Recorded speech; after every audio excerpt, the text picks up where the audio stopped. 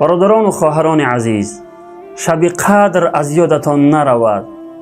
پیامبر خدا صلی الله علیه و سلم می فرمایند: من قام لیلة القدر ایمانا و احتسابا غفر له ما تقدم من ذنبه.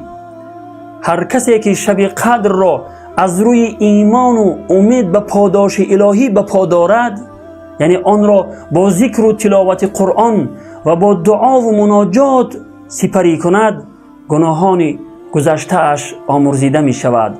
روایت بخاری و مسلم. بعضی از علما می فرمایند که شب قدر شبهای طاق از دهه آخر ماه شریف رمضان است، یعنی شبهای 21، 23، 25، 27 و 29 است. دلیل آنها این فرموده رسول خدا صلی الله علیه و سلم است که می فرمایند: تحروا لیلة القدر فی الوتر من العشر الاواخر من رمضان، رواه البخاری. شب قدر را در شبهای طاق دهه آخری ماه شریف رمضان جستجو نمایید. روایت بخاری. پس برادران و خواهران عزیز، این شب مبارک را از دست ندهید.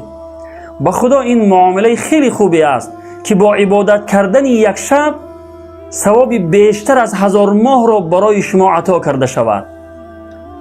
این شب را با نماز، تلاوت قرآن، ذکر و دعا و مناجات سپری نمایید.